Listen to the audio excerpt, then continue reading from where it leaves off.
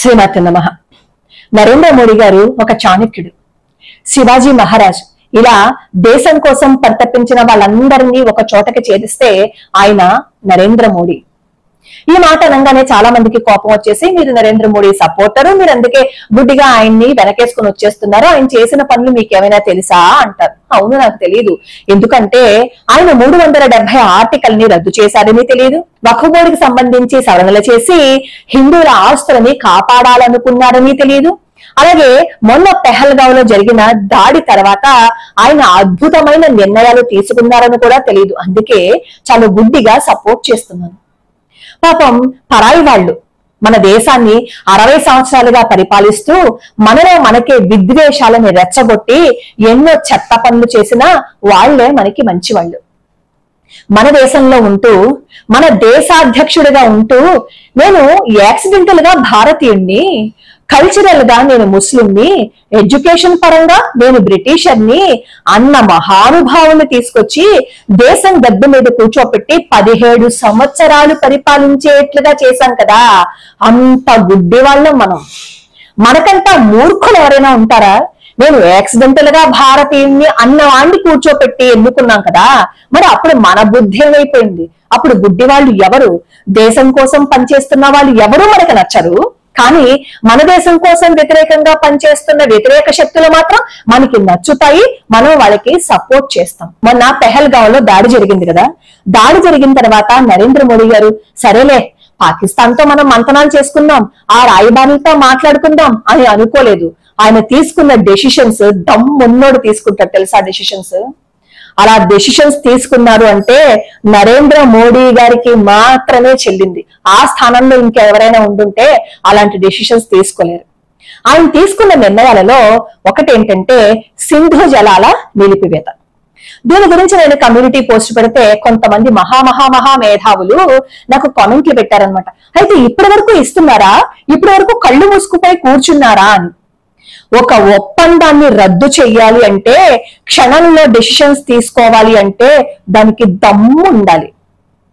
అసలు 1947లోనే ఈ సింధు జలాల ఒప్పందం జరిగింది. ఈ సింధు నది పరివాహక ప్రాంతం 11.2 లక్షల కిలోమీటర్లు.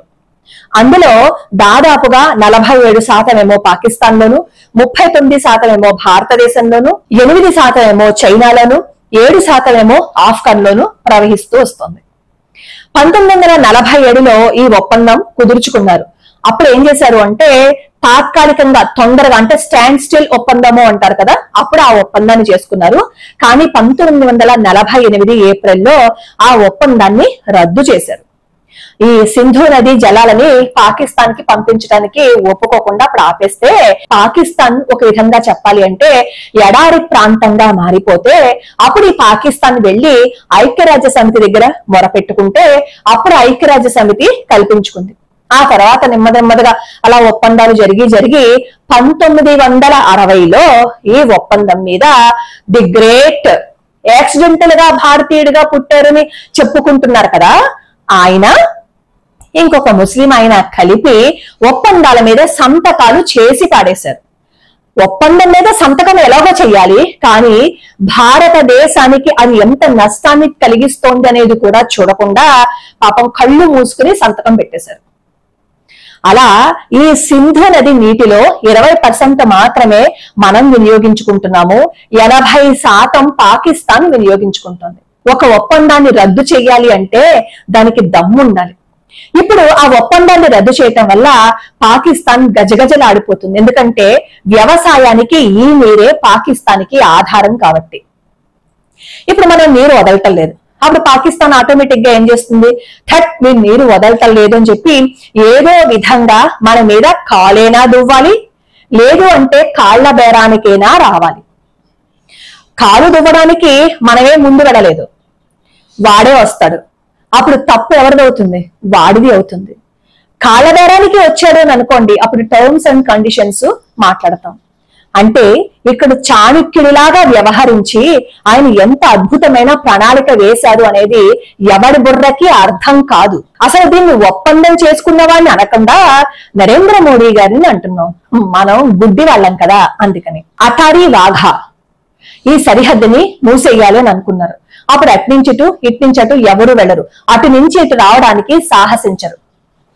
దీనితో పాటుగా భారతదేశంలో ఎవరైతే పాకిస్తాన్ జాతీయులు నివసిస్తున్నారో వాళ్ళందరూ 48 గంటల్లోపు వెళ్లిపోవాలని చెప్పి ఆర్డర్స్ పాస్ చేశారు. అలా నిర్ణయం తీసుకోవాలి అంటే ఎంత దమ్ముండాలి. ఢిల్లీ రాయబార కార్యాలయంలో ఉన్న సిబ్బందిని 55 నుంచి 33 వరకు తగ్గించేశారు. ఈ నిర్ణయాలు అయితే బాగా తీసుకున్నారు, కానీ భారతదేశంలో పాకిస్తాన్ వాళ్ళు ఉండకూడదు అనే నిర్ణయం తీసుకోవాలి అంటే ఎంత సాహసోపేతమైన నిర్ణయం అయి ఉండాలి అది. చెప్పండి.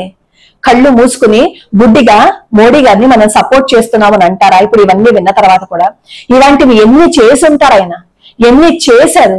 ఆయన గురించి తెలియదు కాబట్టే గుడ్డిగా సపోర్ట్ చేస్తున్నాము అని మాత్రమే మనం మాట్లాడుతున్నాం. మన భారతదేశంలో ఉన్న ముస్లింలు గనక సపోర్ట్ చేయకుండా, ముస్లింలు ఏంటండి, మన హిందువుల్లో కూడా కొంతమంది సూడో సెక్యులర్స్ ఉంటారు. పాప్మే అనే వాళ్ళు ఉంటారు.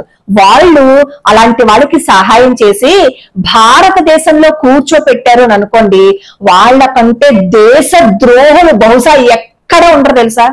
ఆ రోజు పాకిస్తాన్ విభజన జరుగుతున్నప్పుడు కూడా గాంధీ గారు చేసిన తప్పు కూడా ఇదే.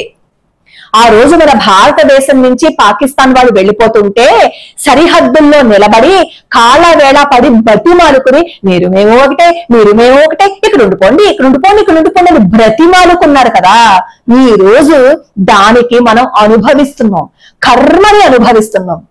ఇప్పుడు నరేంద్ర మోడీ గారు తీసుకున్న నిర్ణయం వెనకాల కూడా ఎవరైనా అలాంటి వాళ్ళకి సహాయం చేస్తే, పాక్ జాతీయులకి ఎవరైనా సహాయం చేస్తే అంతకంత దేశ ద్రోహం ఉండదు. తల్లి పాలు తాగుతూ రొమ్ములు గుద్దేసిన వాడు ఎంత ద్రోహో అంతకు 100 రెట్లు ద్రోహి అవుతాడు.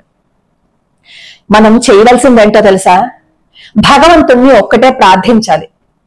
కొన్ని సంవత్సరాల పాటు మనల్ని కళ్ళలో పెట్టుకుని చూసే విధంగా నరేంద్ర మోడీ గారు అక్కడ ఉండాలి, ఆరోగ్యంగా ఉండాలి, మన దేశం చల్లగా ఉండాలి అంటే నరేంద్ర మోడీ గారు అక్కడ ఉండి తీరాలి అని మనం భగవంతుణ్ణి ప్రార్థించాలి. అది ఆయన కోసం కాదు, మన స్వార్థం కోసం. మన తర్వాత తరాలు హాయిగా చల్లగా చక్కగా ఉండాలి అంటే కొన్ని నిర్ణయాలని తీసుకునే దమ్ము ఆయనకి మాత్రమే ఉంది. కాబట్టి అసలు ఈ సింధు నీళ్లు అక్కడికి వెళ్లకుండా చేయటంలోనూ, భారతదేశంలో ఉన్న పాకిస్తానీల్ని తరిమేయటంలోనూ నరేంద్ర మోడీ గారు పాకిస్తాన్ కి కరెంట్ షాక్ ఇచ్చారు కదా. చాలా హై వోల్టేజ్ తో కరెంట్ షాక్ ఇచ్చారు. ఇప్పుడు విలవిల్లాడిపోయి వణికిపోయి వచ్చి తీరుతుంది కాళ్ల బేరానికి.